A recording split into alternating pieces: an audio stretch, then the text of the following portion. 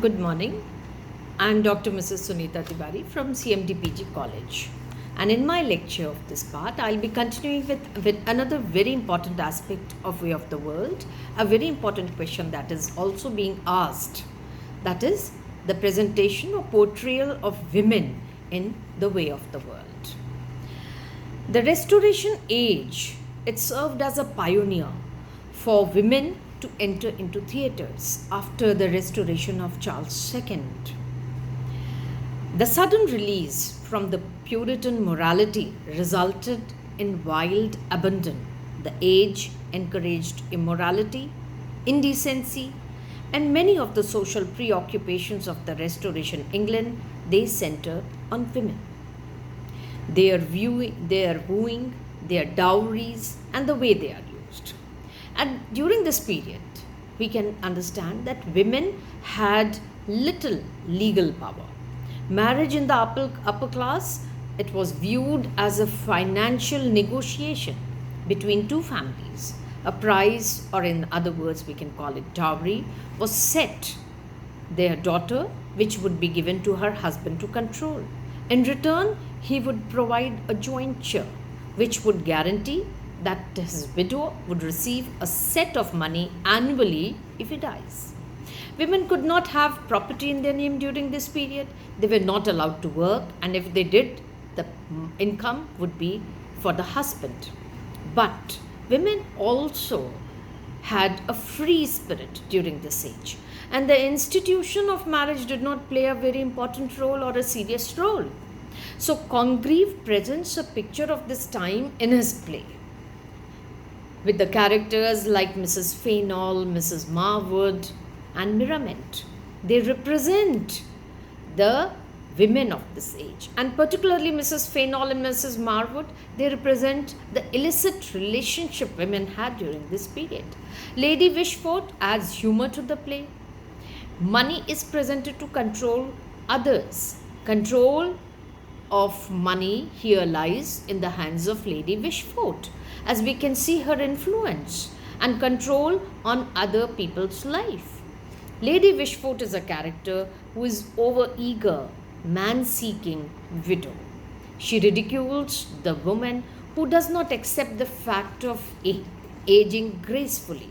But she is herself a victim of this, as she thinks that she is still young and is not ready to accept her age, and she keeps looking into the mirror. She is susceptible to flattery. She has weaknesses of many kinds, and as a result, she chooses wrong friends. Her closest friend is Mrs. Marwood, who is not a friend at all. Everyone Lady Wishfort trusts betray her to some extent. Her yearning for a lover is a proof of her well-being. That scene with Sir Roland becomes a parody of all love scenes. She does not act wisely as a mother in her choice of husband for her daughter and her ward, Mirament. She is a complex creation, and she is the butt of author's satire. Yet, she is able to gain sympathy of the audience in the end by amending her ways. Mrs. Milament is a fitting antagonist to Mirabell. She appears significantly in all the scenes of her presence, but particularly in Act 4, Scene 1, the famous proviso scene, where she demands her rights after her marriage with him. She loves Mirabell, but she shows no emotions, no sentiments. Her sparkling of gaiety delights all those who come in contact with her, and her wit is the natural exuberance of her personality. That is the beauty of her character.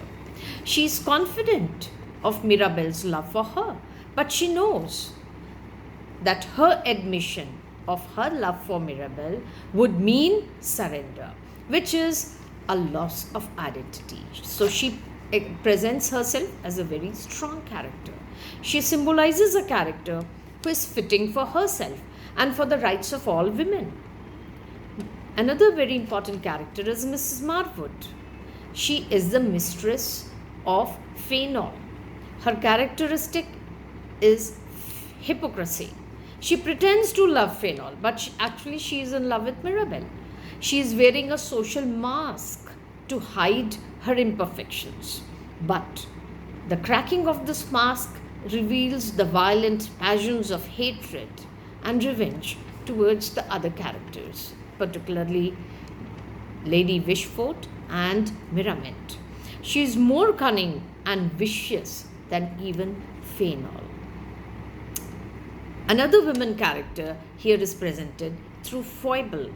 She is an intelligent young woman and she is like a servant. She is eager to play a go-between between Mirabel and Lady Wishfort.